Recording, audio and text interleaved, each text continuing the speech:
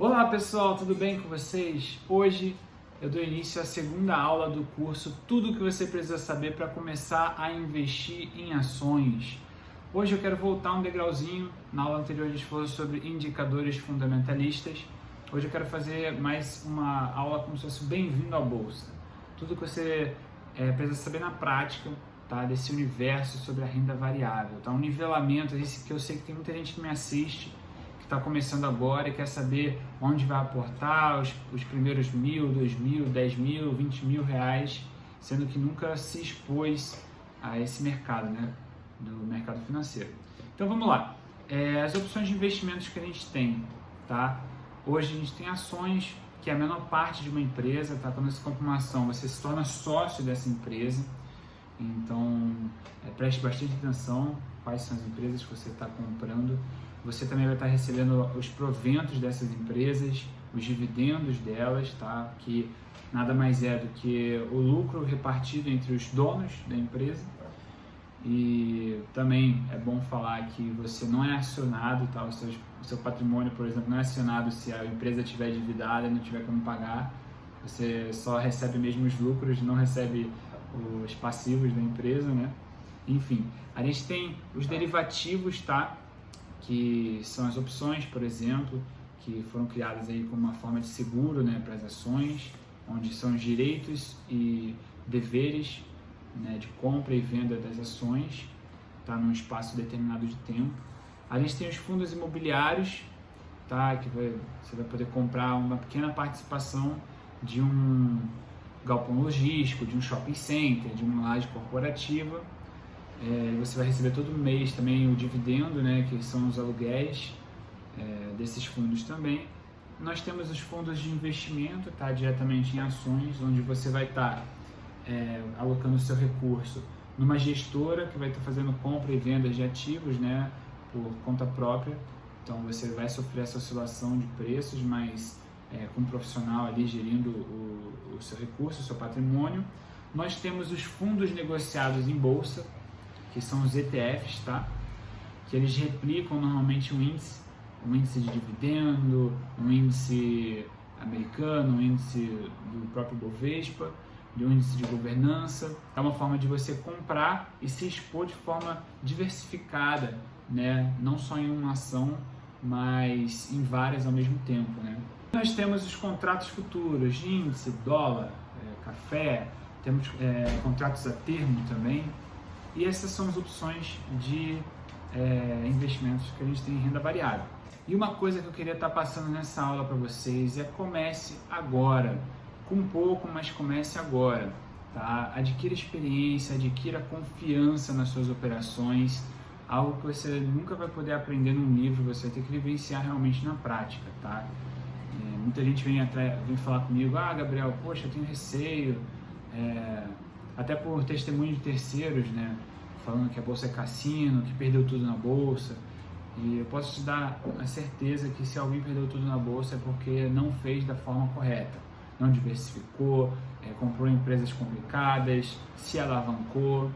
Então a bolsa de valores sim é um lugar onde você pode diversificar os seus investimentos, rentabilizar, ter oportunidade sim de até mesmo dobrar o seu capital, mas é uma forma de você fazer com que o seu patrimônio trabalhe por você. É uma renda passiva que você adquire conforme os anos vão passando, e você está comprando empresas, tá? Empresas existem dentro desse universo da nossa bolsa, empresas sólidas, empresas centenárias. Então você não vai estar comprando algo que amanhã não existe mais. É uma empresa que dá lucro, que tem receita, que presta serviços. Então, primeiro de tudo, eu quero desmistificar esse medo do mercado financeiro para você que está assistindo esse vídeo. Então vamos lá. Eu queria estar conversando um pouquinho também a respeito do retorno observado e o retorno esperado, tá? Retorno observado não é garantia de retorno futuro.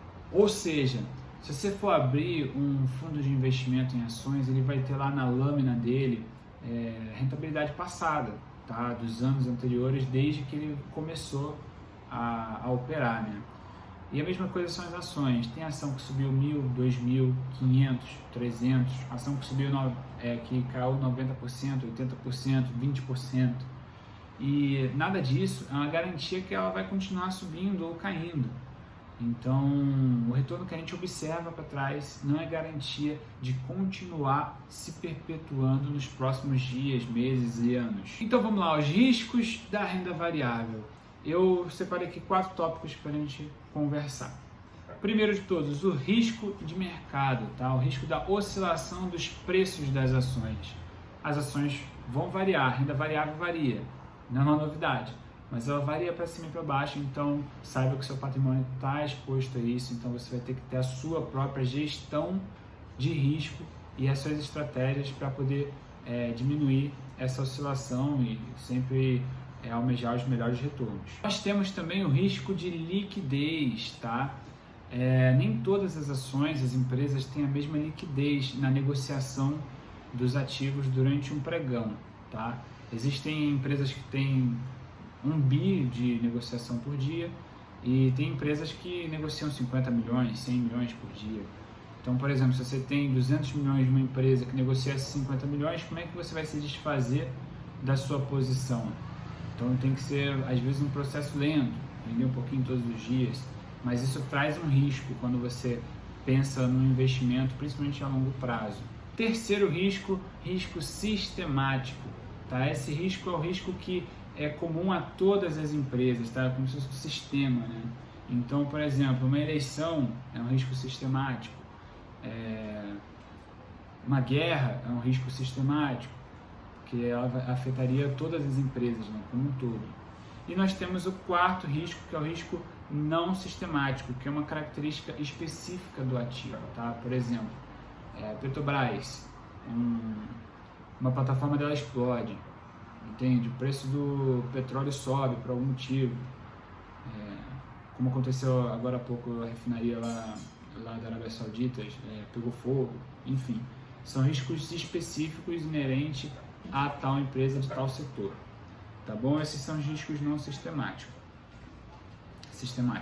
Um princípio muito importante que a gente está abordando aqui também é a questão do risco-retorno, tá? 2 ativos que entregam o mesmo retorno, o investidor sempre vai optar pelo que tem o menor risco, tá? Então, o apetite pelo risco. Quando você contrai o risco, você está dizendo que você quer um prêmio maior por aquilo, né? Por exemplo, se você quiser simplesmente eliminar, ou pegar o ativo mais seguro do Brasil, você vai comprar títulos de dívida do governo do Brasil. Então, hoje na taxa Selic está 2,25, então seria essa rentabilidade. Mas agora, se você deseja aumentar esse seu retorno, você realmente vai ter que se expor a outros riscos diferentes. Um outro fator muito importante é a diversificação. Através da diversificação você vai mitigar o seu risco, esses riscos todos que a gente conversou aqui. Então, quando você compra um ETF, por exemplo, para quem está iniciando, eu sempre recomendo, né, que é uma ótima forma de você diversificar. Você, quando compra um ETF de BOV11, por exemplo, você está comprando todas as empresas, né, da nossa bolsa, do IBOV, né, do índice do Ibovespa. Quando você compra IVVB11, você está comprando todas as empresas do SP500, então você está comprando Apple, está comprando Disney, Netflix, Tesla, então tudo ao mesmo tempo. Então essa é uma ótima forma de você diversificar, através de ETFs. Você diversifica também não só investindo em um setor. Por exemplo, você tem minha carteira toda em Petrobras, PetroRio, Petrobras e Enalta. São 3 empresas do setor de petróleo. Se tem uma crise no petróleo, o petróleo cai metade do preço, como aconteceu agora no coronavírus, praticamente que ele foi de $50 para $20 o barril, toda a minha fortuna ela vai junto com esse preço, né, com esse desconto do preço. Então é legal eu sempre me expor. Legal, eu gosto de petróleo, tá, mas eu vou me expor também um pouco no setor bancário, vou me expor também um pouco no setor de minério de ferro, que dessa forma você vai mitigar o seu risco. Então a nossa missão é sempre descobrir as melhores empresas de cada setor, e assim a gente poder usufruir dessa diversificação. Você pode diversificar comprando fundos imobiliários, você pode diversificar comprando small caps, micro caps e large caps, tá? É muito difícil, por exemplo, uma large cap, tá? Que é Petrobras, Itaú, são empresas as mais negociadas da nossa bolsa, tá? As maiores, né, de maior porte. É muito difícil elas duplicarem, triplicarem de valor de mercado. Agora você pega uma microcap, tá, que tem um risco maior, porque ela não é uma empresa tão consolidada, com tantos anos, ela pode simplesmente sair de 100 milhões para 300 milhões de valor de mercado, ou de 300 milhões para 1 bilhão, 1 bilhão e meio. Então é mais fácil elas triplicarem o valor delas. Então esse é um risco maior, né, do que você investir, por exemplo, num Bradesco, que você sabe que o risco de falência é muito menor, infinitamente menor. Então você mitiga o seu risco dessa forma, tá? Diversificando. Então vamos lá, continuando. O princípio muito fundamental dos investimentos é buscar por assimetrias de preços. Tá? Na aula anterior a gente falou sobre indicadores fundamentalistas. Através deles vocês conseguem ver diferenças, por exemplo, de ações do mesmo setor com indicadores parecidos e com preços diferentes. Então não é só você optar por boas empresas, mas é você optar também por empresas que estão no turnaround, por exemplo, que passaram por uma reestruturação de governança, que estavam passando às vezes por uma crise, como a gente já viu acontecendo, por exemplo, a Petrobras, no Petrolão, na Lava Jato, e eles tiveram que se reformular, o preço das ações foi descontado por causa da crise, e por causa dessa reformulação da empresa, ela pôde voltar a patamares de negociação anterior à crise. Eu gosto muito de falar, por exemplo, do iPhone. Se alguém aparece com você com iPhone 11X, 256 GB e fala assim, cara, eu te vendo por R$1.000 na caixa, nunca foi aberto. Você compraria ou não? Sabe? Com as empresas é a mesma coisa. A gente consegue identificar um valor agregado enorme, muitas vezes com preço inferior com o que seria o justo, né? E tem empresas também que estão no preço já muito cara. Então você pode até falar, cara, eu gosto dessa empresa, mas o risco dela aumenta por ela estar cara. Então você vai filtrar e balancear essas informações. Por isso é muito importante vocês também verem a aula anterior sobre indicadores. E também nós temos a análise gráfica. A análise gráfica, ela vai estudar padrões de tempo, volume e preço, tá? Então, através da análise gráfica você vai poder identificar ali qual ação está sendo muito negociada de forma atípica com a média normal dela. Então você vai falar, poxa, eu consigo ver que está entrando um grande player aqui. Ou você vê uma venda muito forte, você vai começar a procurar quem é que vendeu. Aí no book de oferta você vai poder ver um fundo, talvez, que diminuiu a participação dele naquela empresa. Então a análise gráfica é uma ótima ferramenta para você também estudar a empresa que você deseja se tornar sócio. Tá? Existem figuras gráficas, existem médias móveis, existem diversas ferramentas dentro do universo da análise gráfica para você poder ter essas informações, tá? Boas entradas, quando uma ação ela foi descontada de forma irracional, às vezes através de uma especulação com base de uma notícia. Então a análise gráfica ela vai te dar uma imagem de como a empresa está no decorrer do tempo, né? Então isso é muito legal também. Eu pretendo trazer algumas pessoas aqui para poder estar compartilhando mais estratégias da análise gráfica. E no mais é isso, busquem sempre por conhecimento, pessoal, para vocês formarem a sua própria estratégia. Tá? O meu intuito nesse canal é capacitar vocês para que vocês adquiram conhecimento e possam obter os melhores retornos aí do patrimônio de vocês, tá?